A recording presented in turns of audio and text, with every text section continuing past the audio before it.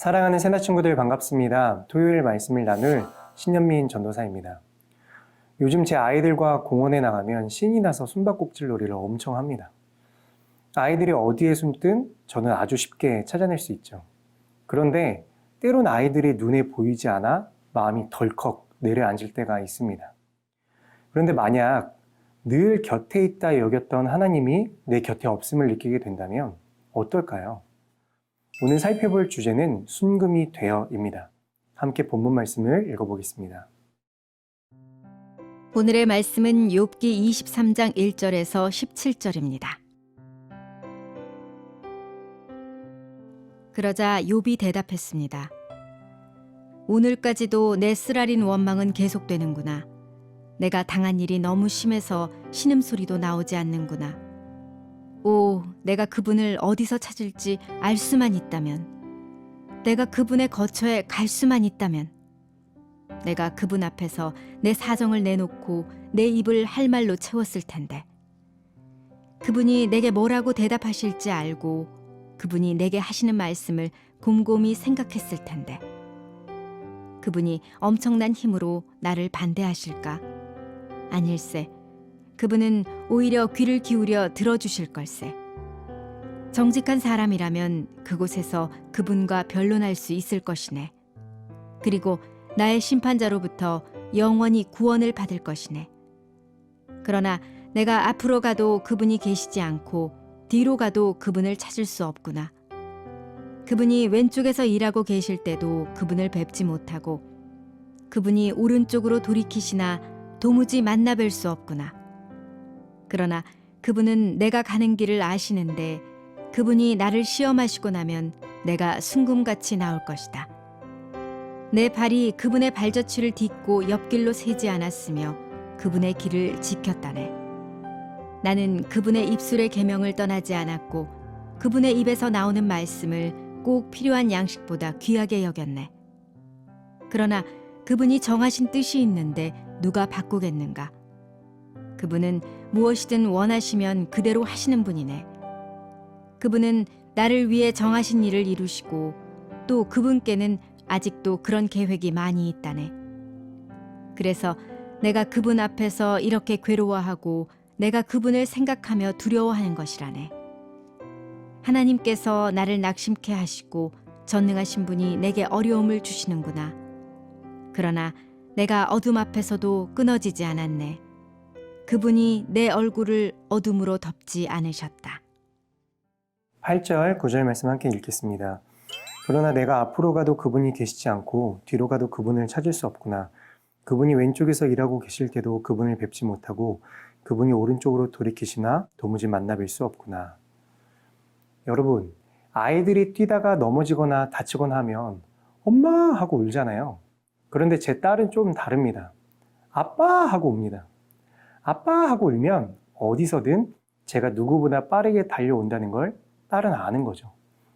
어딘가에서 아빠 하는 제 딸의 목소리가 들리면 저는 뭘 하고 있었든지 간에 곧바로 달려갑니다. 그런데 때로는 아이가 외치는 울음소리에 일부러 반응하지 않을 때가 있어요. 달려가 도와주는 것이 오히려 아이에게 도움이 되지 않을 것 같은 상황들이 있거든요. 그럴 땐 아이 스스로 툭툭 털고 일어나서 별거 아니었구나 하고 깨닫고 견고해지는 방법을 배우길 원하는 마음이 있기 때문입니다. 욥은 절망 가운데 하나님께 부르짖지만 하나님이 그 어디에도 계시지 않자 낙심합니다. 이처럼 우리도 때로는 하나님이 보이지 않고 내 부르짖음에 침묵하시는 것 같을 때가 있습니다. 친밀했던 하나님이 멀게 느껴지고 내 마음에 반응하지 않는 하나님을 경험할 때면 철저하게 홀로 남겨진 것 같은 소외감과 불안 속에서 고독을 맛보게 됩니다. 그럴 때 여러분은 어떻게 반응하고 있나요? 그런데 우리만 그런 것이 아닙니다. 겟세마네 동산의 예수님도 그러셨습니다. 요한에게 세례를 받으셨을 때나 변화산에서의 영광이 예수님께서 십자가를 지시던 그곳에는 없었습니다. 고린도후서 1장에 보면 사도 바울도 힘에 부치도록 어려워서 사일 소망까지 끊어지고 사형 선고를 받은 느낌이라고 했습니다. 욥이 그랬고 엘리야와 모세도 다 겪었습니다. 그러나 사도 바울은 바로 그때가 하나님만 의지할 때라고 고백합니다. 사랑하는 새벽나라 여러분, 내 삶에 하나님이 침묵하실 때 꼭 기억하십시오. 그때가 하나님을 진정으로 의지해야 할 때입니다.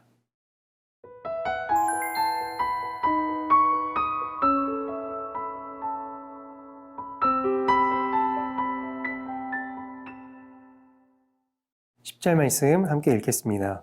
그러나 그분은 내가 가는 길을 아시는데 그분이 나를 시험하시고 나면 내가 순금같이 나올 것이다. 욥은 하나님이 자신을 피하신다고 생각하면서도 자신의 시련에 하나님의 분명한 목적이 있음을 신뢰합니다. 이 시련이 자신을 더 강하고 훌륭한 사람으로 만들어줄 것이라고 확신합니다. 그리고 하나님을 향한 순종과 헌신을 유지하겠다는 걸 결심을 더욱더 확고히 합니다. 여러분, 욥기를 묵상하면서 느껴지는 감정이 있다고 한다면 한 사람의 인생이 어쩌면 이리도 처절하고 고통스러울까 하는 것이겠죠. 그럼에도 이 욥기가 우리에게 주는 분명한 메시지가 있다면 바로 이것입니다. 모든 일에는 하나님의 뜻과 계획이 있다. 그리고 그분은 그 일을 반드시 이루신다는 것입니다. 하나님은 분명한 계획을 가지고 우리의 삶을 인도하시는 분이십니다. 욥은 극심한 절망 가운데서도 하나님의 섭리, 하나님의 뜻과 계획을 바라보죠. 그리고 실수가 없으신 하나님을 전적으로 신뢰합니다.